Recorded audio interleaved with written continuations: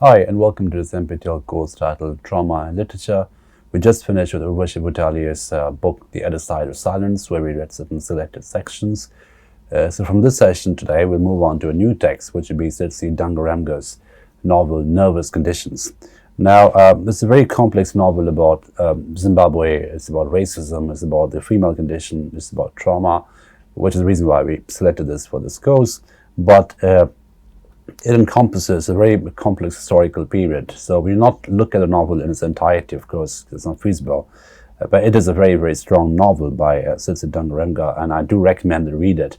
But for the purpose of this course, we'll look at a very interesting essay on the novel, Nervous Conditions, and this should be on the screen. It's a very well-acclaimed essay by Christopher Okonkwo, and it talks about Okonkwo's essay talks about the spatial quality and the material quality, which informs the narrative shape in Tsitsi Dangarembga's novel. And it's called Space Matters, quite literally, and how the spatiality, the discursive space, the gendered space, the traumatic space, and also, of course, the physical space, how that informs the shape of the narrative in Dangarembga's novel, in a way that how the form of the novel at a very formalist level, and how that is influenced by the space which the novel describes, right? So it's a very complex understanding of narrative shape, and how the physical space informs the narrative shape. And that's a very interesting essay, which is the reason why I thought it would be useful for us to study this and Dangarembga's novel through this essay.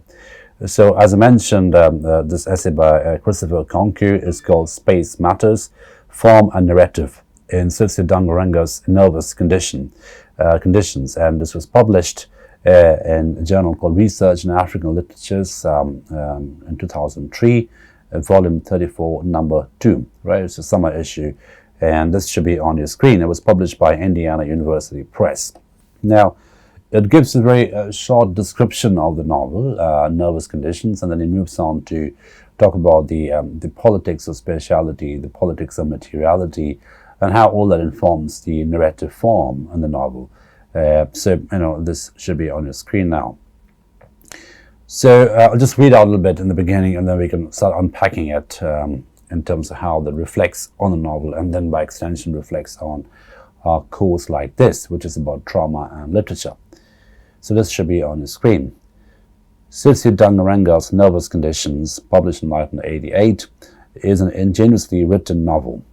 Its appeal goes beyond Dangarembga's arresting interest in postcolonial gender and cultural politics, and the fact that the novel came out at a moment in Zimbabwean history where there was little supportive space for women in that country who wished to write themselves into the public sphere and discourse by pursuing publishing careers, particularly in English language. Now, the most important bit over here is the phrase write themselves, right? So there is a very corporeal quality, a very semiotic quality about writing over here, in the sense that the only available option, the only available instrument to these women in this climate, the Zimbabwean climate over here, to access the public space was through the act of writing, was through the act of publishing.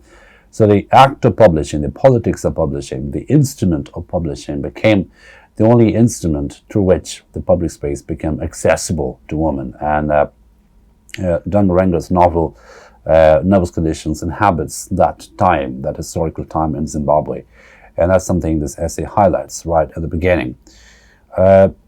The novel's biggest strength lies in its superior crafting, or rather in how its narrative instruments, from the obvious to the veiled, enhance effectively the work's layers of meaning. Right? So the narrative veil, in terms of how the different kinds of layers in the novel, and the level of narrative, and how there's reflective of the translucent condition that characterized the post-colonial gendered condition in Zimbabwean history at that point in time. And by translucent, of course, I mean the combination of transparent and opaque, the half-seen, the half-visible, the not entirely knowable quality. And that's something which characterizes the quality to a large extent in this novel. And as you can see how the very title of the novel, Nervous Conditions, it uses medical metaphors, but it also talks about how it also connects that to very, very strong cultural conditions, very pervasive cultural conditions. This is something which we see a lot in terms of how it happens in post-colonial novels, where the medical condition sometimes becomes a metaphor for the cultural, racial condition of discrimination, oppression, exploitation, and of course trauma. And how trauma in the process becomes a medical as well as a political quality, a medical as well as a political condition, informed by a political condition to a certain extent. And how this biopolitical quality of trauma becomes an existential private condition as well as a shared condition. It's shared by certain groups of people, certain people who are connected by certain historical movements, certain forces of oppressions and certain forces of emancipation or exploitation, whatever the case may be. So there is this connective quality about trauma here. There's of course the existential private quality of trauma, and these sort of work in connected ways. These work in complementary ways. They don't come at the cost of the other, rather they inform the other in a very interesting way, in a very interesting entanglement. And Dangarembga's novel is about this entanglement, how the medical is also already political, how the political is also already medical, and how the existential condition of trauma, especially the female condition as depicted in the novel, must be located historically, must be historicized in a context of its times, right? So that becomes the very interesting backdrop which we need to unpack. Okay. So the work's layers of meanings are reflected by the different narrative layers as well. From what we find on close reading of the book is a text that exemplifies the notion that content and form complement each other and thus are inseparable, right? So that's what I just meant where when I said that the shape of the novel and the content of the novel and the scope of the novel, so the shape and the scope, they complement one another. So how the novel gets written, how the novel appears, the level of structure, is informed by what happens in the novel, the level of absence, loss, trauma, disappearance, spectrality, repetition, exploitation, etc. So all that inform the shape, the structure of the novel at a very structural level as well. In Nervous Conditions, this reciprocity shows on how different narrative elements are interwoven skillfully and tightly with the different narrative elements, with the umbrella of motive of space, all performing as organic components that work not alone but cooperatively and hence successfully to carry the weight of Dangarembga's serious message. Right? So how all these different elements, the narrative element, the political element, the medical element, they all come together and convey Dangarembga's really serious political message, existential social message. The novel's overarching model against hegemony, exclusion and stasis, and its thematic support of prudence, balance and growth are reflected variously in how the story is told and the ingredients Dangarembga as author assembled to make it come alive. Right? So this is something which we may have discussed earlier. The ability of literature to give something life, to give life to something, to animate something, and to bring together different registers: historical register, fictional register, material register, abstract register, affective register, ideological register, and this combination of different registers, how that makes literature a very interesting instrument of animation, a very interesting activity of animation. That's something which we see here as well. As Derek Wright has stated, Nervous Conditions is a work in the naturalist tradition, but it is remarkable for its high level of imaginative organization and contains some finely judged poetic symbolism. Rosemary Gray and Gillian Gore echo this assertion, noting that the novel is sophisticated and complex. So the allusion to naturalism, or the naturalist tradition, it alludes to the very graphic content of the novel, right? So it's very bare, it's very graphic, it's very explicit in many ways in terms of how it represents human loss, and represents torture, it represents trauma, it represents violence at various levels. But along with this graphic, explicit representation, there's also a lot of symbolism, a lot of poetry, a lot of imagery, a lot of figurative elements, which make this particular work a really sophisticated work of literature as well, which makes it very relevant to our course over here, literature and trauma, because on the one hand, we are talking about historical trauma, we are talking about trauma which is materially produced, ideologically, discursively produced, and it obviously affects people at a very bodily level, at a very existential level, a level of identity as well.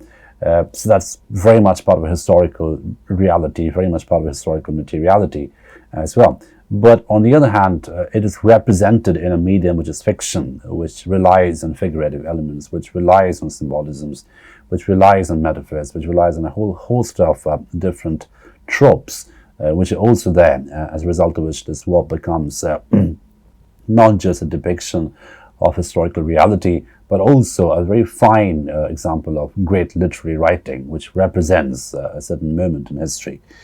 Right. In reading this complicated novel, then critics have talked about, among other things, Dangarembga's feminist leanings, her appropriations of Frantz Fanon, her manipulation of food, language, the Bildungsroman, psychosis, the poetics of vocal resistance, and in this case, the matter of space. Right? So there's a whole range of perspectives one can take while reading and interpreting this novel. So it really yields to some very rich interpretative investments. And the presence of Fanon is interesting because Fanon, as some of you would know, was a philosopher, a cultural thinker who worked in the setting of the French Algerian colonialism, a very vocal fighter for Algerian independence, and so a very key figure in post-colonial studies at a theoretical, philosophical level. But equally, and it's something which is sometimes overlooked, he was also a trained psychiatrist, Fanon. So the medical vocabulary is very much there in his works, especially if you read a work like, let's say, The Wretched of the Earth, where the political oppression manifests itself in medical symptoms, medical diagnosis, medical conditions, right? So again, the political and the medical are also connected in Fanon. And in that, there's a lot of similarity and overlap that he has with a novel like Nervous Condition.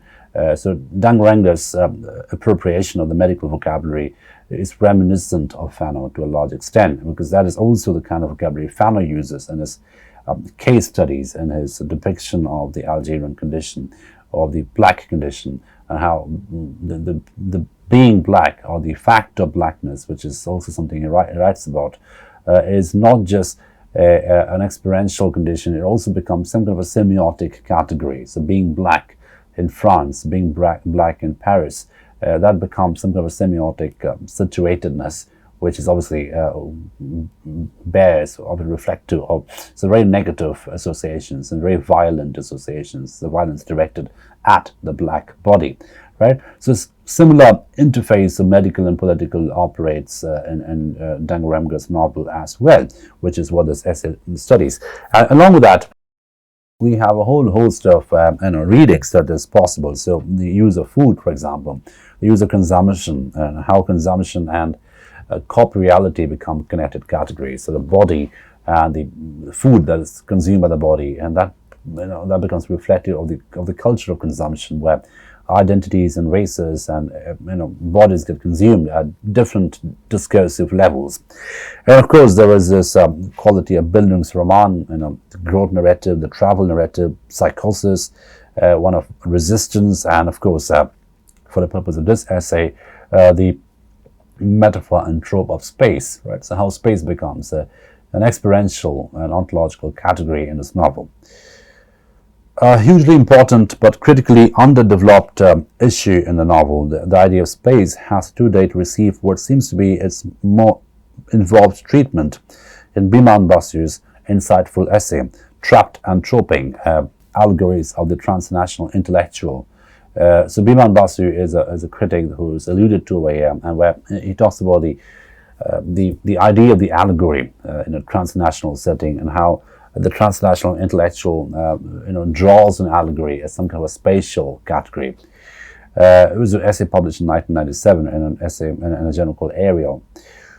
While Basu's observations reinforce the present discussion in some ways, his focus serves nonetheless as my departure point. Trapped proffers the thesis that nervous conditions could be seen alongside other post-colonial fictional texts in which the narrators or protagonists function as surrogates for writers or as transnational intellectuals who query and reject Western intellectual structures while paradoxically occupying them.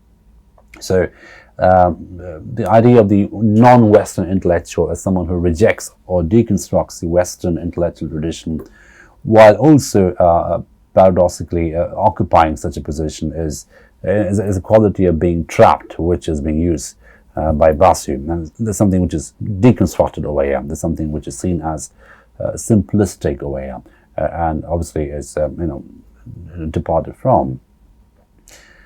Identifying Tambu as one of those developing transnational thinkers, Trapped engages, among other things, the novel's meticulous attention to physical space, both geographical and bodily, and also the character's movement through the tertiary space of the homestead, the mission, and the convent. So, looking at Tambu, the figure of Tambu in the novel, the journey of Tambu through the different markers, and 3 markers over here are interesting: homestead, the mission, and the convent. So the Christian presence, the missionary project, the conversion project, and how that becomes a major marker, a major sort of shall we say, milestone in that road of emancipation or negotiation with modernity. So that becomes again a very interesting instrument in the study of how space is fleshed out, how space appears in the novel. Okay. As Basu rightly argues, the relationship among the 3 spaces is fluid. So the 3 spaces are defined as this homestead, the mission, and the convent. So it's a very fluid relationship. They overlap with each other. They sort of invade each other. They connect to each other in ways which are sometimes not very distinguishable. The relationship among the 3 spaces is fluid, and the boundaries are continually redrawn.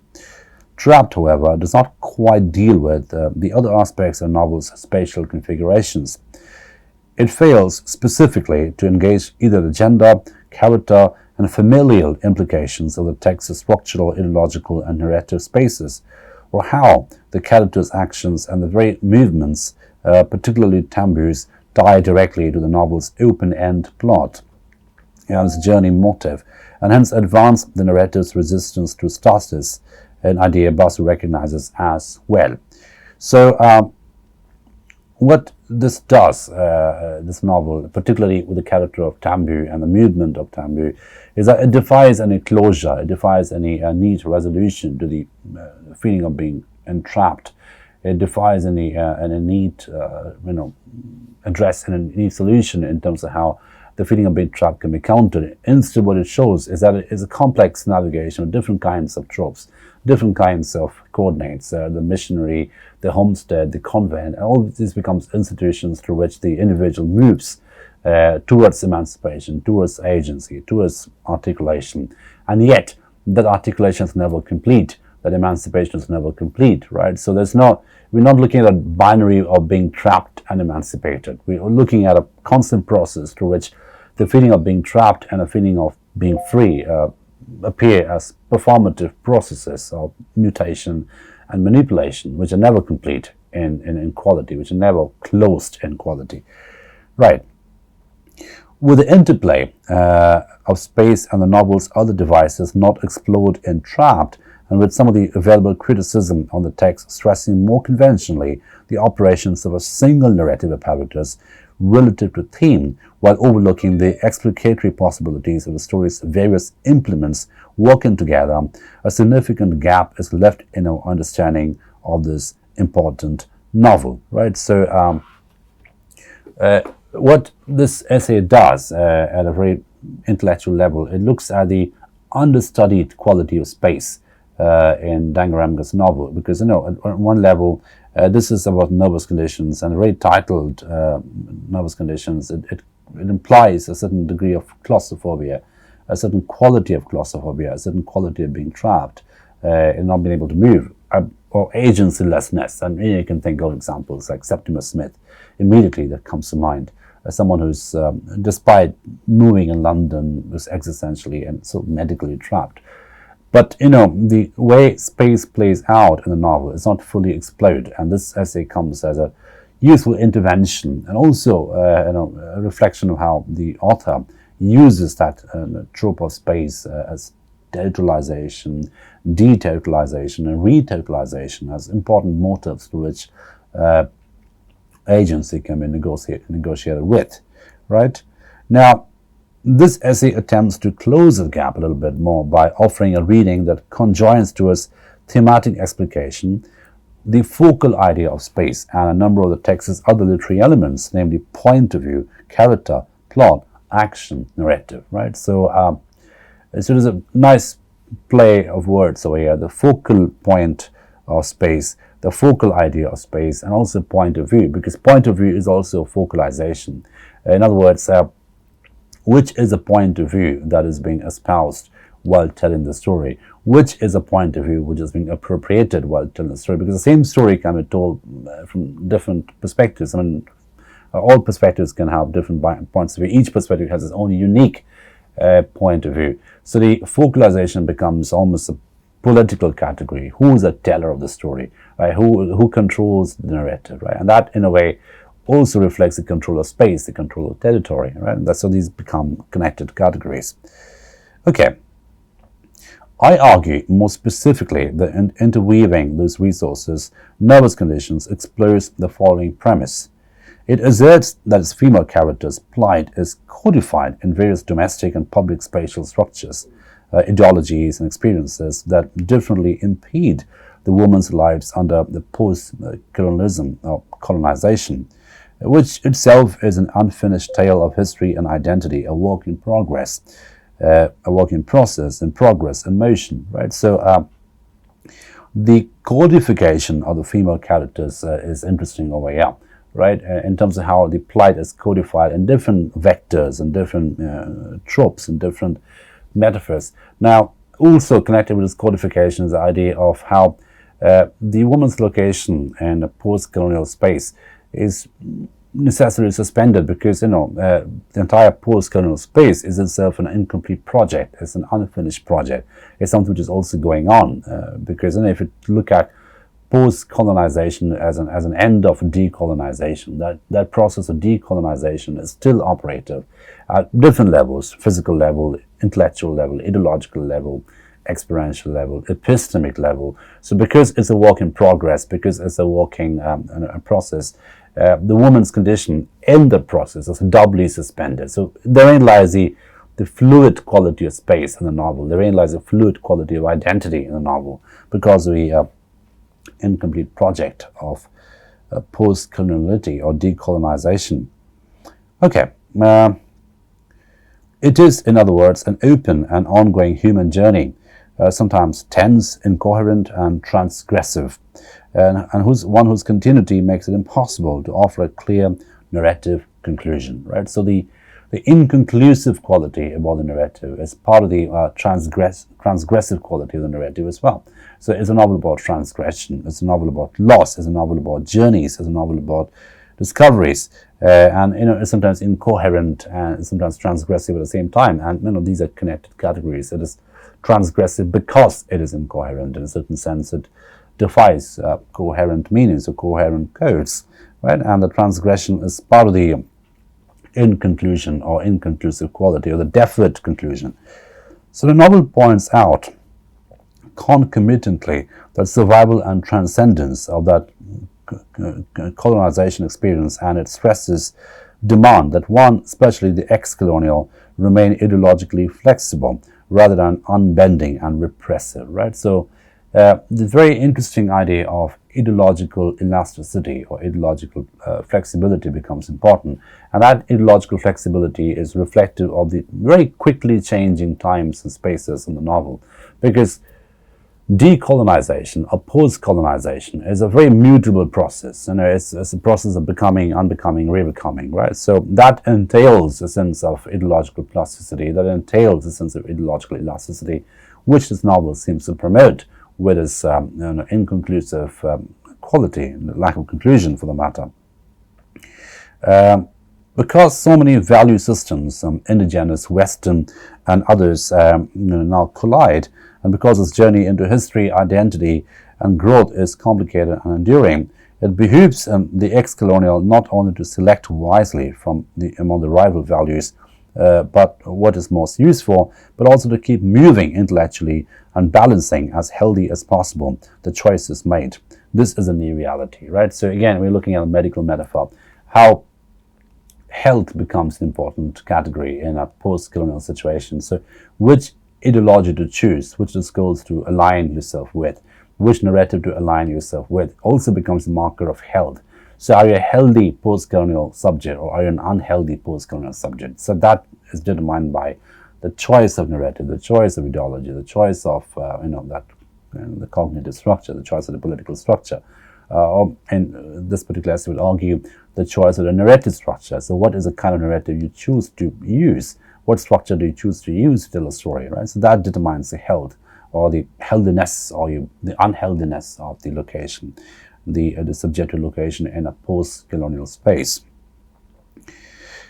Whether played out in the experience of the Igbo of Nigeria or that of the Shona of Zimbabwe, depicted in nervous conditions, this new order could be summed up in the following paraphrase of Chinua Achebe's novel, Things Fall Apart. So Things Fall Apart might be a very familiar novel to most of you.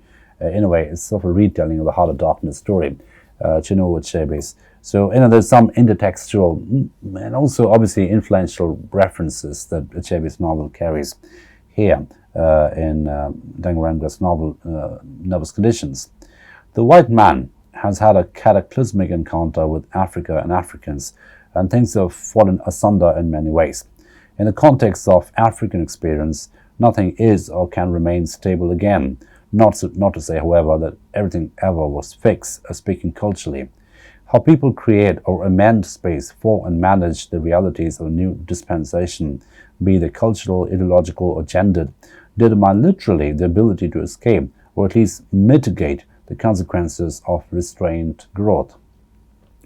An adverse experience of that Nyasha Sigueke, the novel's rebellious teenager, equates to entrapment, right? So entrapment, according to Sigueke, who's one of the characters, one of the principal characters in the novel, entrapment determined by the ability to escape or mitigate the consequences of restrained growth. Now, restrained growth, again, a medical metaphor. It's almost like some kind of a biological problem, cellular biological problem. It is repressed, stunted growth. Now, that stunted growth, which is a medical metaphor, also has very serious political overtones in this novel, right? So entrapment is a function of stuntedness. Entrapment is a function of repression. Entrapment is a function of repressed growth, or repressed agency, repressed ability, repressed mobility, repressed opportunity, right? So all these become, again, you can see the interconnectedness of the medical and political conditions over here. As evident in Sigueke's intrafamilial battles, one's uncompromising insistence on absolutes, the one is the corporeal metropolis and must be so revered, is not only absurd but also inimical to human growth, parent-child relationship, and to the health of the foundation of African peoplehood, the family, whether in colonial Rhodesia or elsewhere today, right? So the insistence on absolutes, or inflexibility or inflexible attachment to absolutes, is seen as inimical to organic growth, inimical to mutation, right? And mutation becomes a very healthy mechanism of replication. Again, we were looking at something about cellular metaphor here, isn't it? The sort of cellular replication of identity, and how there's a very healthy replication, as opposed to the repressed condition, the stagnant condition, which becomes one of entrapment in this novel. So it becomes a very interesting interplay of entrapment and liberation. It becomes a very interesting interplay of growth and mutation and entrapment and inflexibility, right? And these categories operate at biological as well as political levels. And this interface of the biological and the political makes this novel a very complex biopolitical statement of the Zimbabwean condition around that time. The more white example in Mrs. Jalloway, this too emerges as the subject's entrapment, the subject's claustrophobia, and nervous conditions in a time which is politically very, very volatile and complex and very fast changing as well.